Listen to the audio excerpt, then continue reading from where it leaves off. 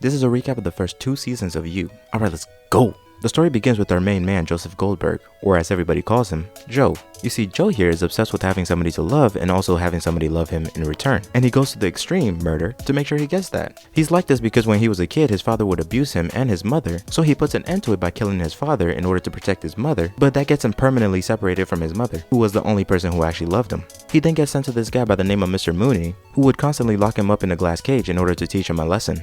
Anyways, a few years later, Joe starts dating this girl by the name of Candace. After a while, Candace cheats on Joe, and when Joe finds out, he goes and kills her secret lover. Candace then tries to break up with Joe, but Joe didn't take that too well, so he tried to kill her, and thinking she was dead, he buries her and leaves. Candace, who has no proof of Joe trying to put her to sleep, is then forced to go into hiding. Anyways, 2 years later, Joe finds a new girl that he's interested in by the name of Guinevere Beck, but everybody just calls her Beck. She's trying to become a writer and has one of the worst group of friends I've ever seen. Joe then stalks Beck, and for some reason, when he does it, I'm okay with it.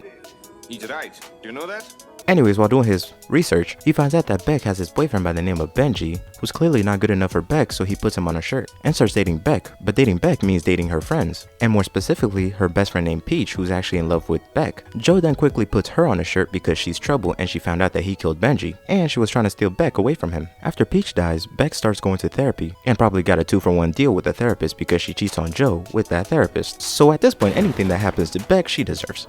I couldn't agree with him more.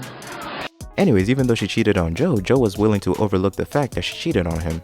But she wasn't willing to overlook the fact that he killed Benji and Peach. So after Joe tried to reason with her while he locked her up, and she refused, he quickly put her on a shirt. Well, actually a book, because he wrote a book in her perspective claiming that Dr. Nikki, her therapist, is the one who actually killed her. And that somehow worked because everybody assumed that Dr. Nikki is the real killer and he gets arrested. But before Joe can celebrate, the season ends with Candace showing up to talk to him. And like how I assume Joe stays safe on the internet, for less of the price of 6 tubes of Carmex, which is surprisingly cheap, through NordVPN you could also stay safe on the internet, and my favorite part is that you can also get access to more TV shows and movies that otherwise wouldn't be available in your area. If you want to check it out, link is in the description. Alright, back to the show. Season 2 starts with Joe, who runs away from Candace all the way to Las Vegas, where he changes his name to Will in order to hide from Candace, who wants to ruin his life and get him arrested. Anyways, while in Las Vegas, Joe falls for this new girl by the name of Love, who has this twin brother by the name of 40. 40 is basically this big baby that Love has to constantly take care of. Anyways, Joe and Love start dating, but they can't seem to hang out enough because 40 is always coming into the mix. And while Joe tries to figure out how to deal with 40, he gets close with his landlord Delilah and her little sister Ellie. And while talking to Delilah, he finds out that she was sexually assaulted by this walking trash can by the name of Henderson, who is too famous to just put down. So Joe accidentally puts him on a shirt while trying to get him to confess. Candace then finds Joe, thanks to 40, and starts dating 40 in order to get closer to Joe. She then reveals to Love that her and Joe dated and that his real name is Joe Goldberg, instead of the fake one, Will. She also placed into 40's head that Joe is actually a serial killer, which she's not wrong and is a victim, but at this point I just want her to be put on a shirt.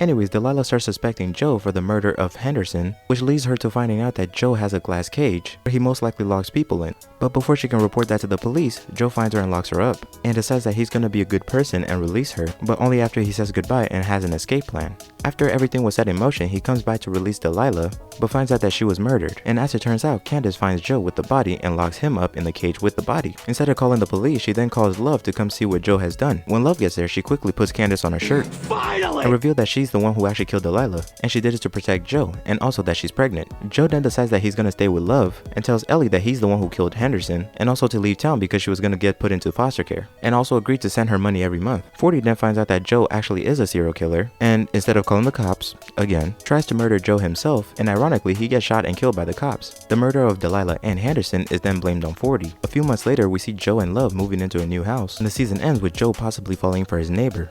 And yeah, that's it. If you enjoyed that video and want to see more like it, leave a like and subscribe. Adios!